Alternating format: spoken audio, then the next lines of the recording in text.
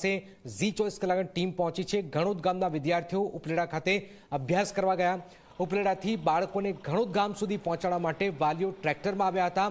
આપ જોઈ રહ્યા છો કે રાજકોટના ઘણોદ પાટિયા પાસે ધોધમાર વરસાદથી શું પરિસ્થિતિ થઈ રહી છે એનો અંદાજો આપ લગાવી શકો છો।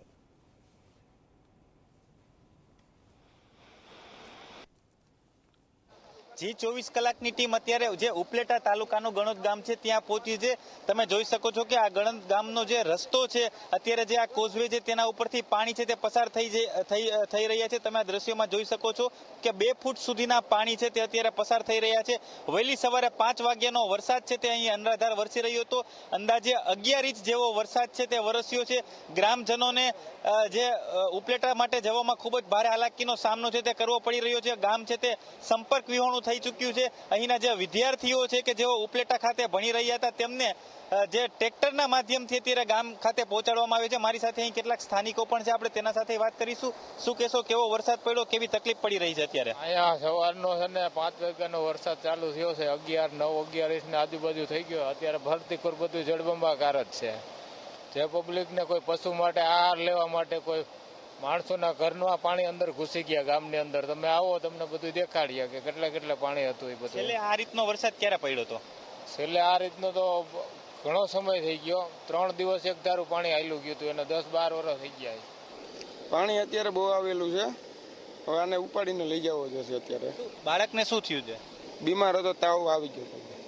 ચોક્કસ મારી સાથે અન્ય સ્થાનિકો પણ છે। શું કહેશો, અત્યારે ગણોદ જવાનો રસ્તો છે તે બંધ થઈ ગયો? જવાના માટેના જે કોઝવે હતા તે ઓલરેડી પાણીથી ફૂલ ફિલઅપ છે અને અત્યારે બાળકો અથવા તો અન્ય કોઈ બીમાર વ્યક્તિઓને બીજી કોઈ લઈ જવાની બીજી કોઈ વ્યવસ્થા નથી, એટલે દરેક વ્યક્તિઓએ પગપાળા ચાલી અને ફરજિયાત આ જે પાણીનો રસ્તો છે તે પસાર કરવો પડે એવી બધી સ્થિતિ છે બધી, બરાબર। તો સરકારશ્રીને એવી માગણી છે કે અત્યારે જે કાંઈ આ પુલો છે જે છે એને ફાયર ઓવરબ્રિજની અંદર કન્વર્ટ કરવા માટેની અમારી એક માગણી છે, જેથી કરીને બીમાર બાળકોને આવા વરસાદી સંજોગો અનુસાર એને યોગ્ય સારવાર મળે અને યોગ્ય રીતે બાળક પાછું ટ્રીટમેન્ટ કરીને તેના ઘેરે પહોંચી શકે। ચોક્કસ તમે દ્રશ્યોમાં જોઈ શકો છો કે જે આ કોઝવે છે તેમાં અત્યારે પાણી છે તે 2 ફૂટ ઊંચે પાણી છે તે પસાર થઈ રહ્યું છે। વાહન વ્યવહાર છે તે ખોરવાઈ ચૂક્યું છે।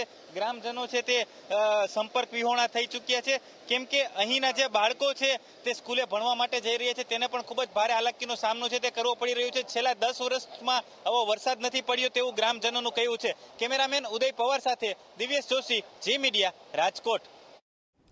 આપ જોઈ રહ્યા છો ઉપલેટાના ગણોદ ગામની શું પરિસ્થિતિ। આવા તો અનેક ગામડાઓ છે કે જ્યાં મુશ્કેલી અનેક છે, પારાવાર મુશ્કેલી છે, કારણ કે જે રીતનો વરસાદ વરસ્યો છે આપણે બધા જ કુદરત આગળ માણસ પામર બન્યો છે અને વામણો પુરવાર થઈ રહ્યો છે એનો આ જીવંત ઉદાહરણ છે, કારણ કે ગમે એટલી સુવિધાઓ બી કરી શકે પણ આ વરસાદ એટલો પડ્યો છે કે એની સામે આપણે બધા જ નતમસ્તક છીએ।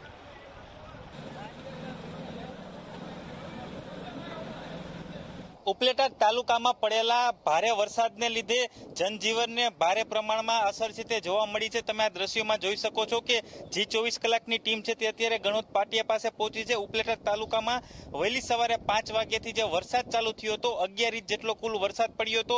વરસાદે જે ગામ છે, ગામના જે રોડ રસ્તા છે તે રોડ રસ્તામાં ફરતે પાણી વળતા જે અત્યારે જનજીવન છે તેને વ્યાપક અસર પહોંચી છે। શું કહેશો કાકા, આ બધા બાળકોને તમે ટ્રેક્ટરમાં લઈને જાવ છો? અમે લેવા આવ્યો બાળકોને ઉપલેટા ભણતા, સાહેબનો ફોન આવ્યો કે તમે આવજો, ગણોદથી પુગાયું નથી એટલે ટ્રેક્ટર લેવા આવ્યા।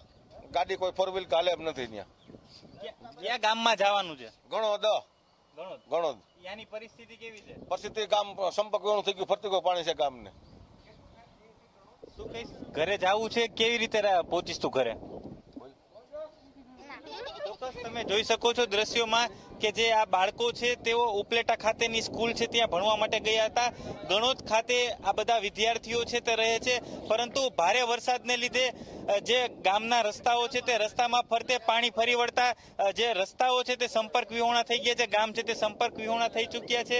જે વાલીઓ છે તે પોતાના બાળકોને લેવા માટે અત્યારે ટ્રેક્ટરનો સહારો લીધો છે। ટ્રેક્ટરના સહારે જે આ બાળકો છે તેને તેડવા માટે જશે। આપણી સાથે બાળકો છે, બાળકો સાથે વાત કરીશું। શું કહીશ બેટા, કેવો વરસાદ પડ્યો છે, ઘરે જવું છે કે નહીં? ઘરે જવું છે। ઉપલેટા હલવાઈ ગયા હતા, અત્યારે 12 વાગ્યાના 3 વાગ્યા છૂટા છે। અત્યારે પાણી ધીમું પડ્યું। જમ્યું છે કે ભૂખ્યો છો? શું નથી ભાઈ, જમ્યું નથી। ભૂખાઈ શું કહીશ તું? મને તો કે ચોક્કસ તમે આ દ્રશ્યોમાં જોઈ શકો છો કે જે આ વિદ્યાર્થીઓ છે તે સવારના સ્કૂલ ખાતે ગયા હતા, 12 વાગે સ્કૂલેથી છૂટી ગયા છે, પરંતુ જે પોતાનું ગામ ગણોદ છે, ગણોદ તે પહોંચી શકે તેવી પરિસ્થિતિ નથી, કેમ કે જે નદી નાળા છે તેમાં ફરતે પાણી ફરી વળ્યા છે, તેમનું ગામ છે તે સંપર્ક વિહોણું થઈ ચૂક્યું છે. ત્યારે વાલીઓ છે તે આ બાળકોને પોતાના ઘરે લઈ જવા માટે ટ્રેક્ટરની વ્યવસ્થા કરી છે અને ટ્રેક્ટરમાં આ બાળકોને જે તેમનું ગણોદ ગામ છે ત્યાં પહોંચાડવામાં આવશે. કેમેરામેન ઉદય પવાર સાથે દિવ્યેશ જોશી, જી મીડિયા, રાજકોટ. ધોધમાર વરસાદે સૌરાષ્ટ્ર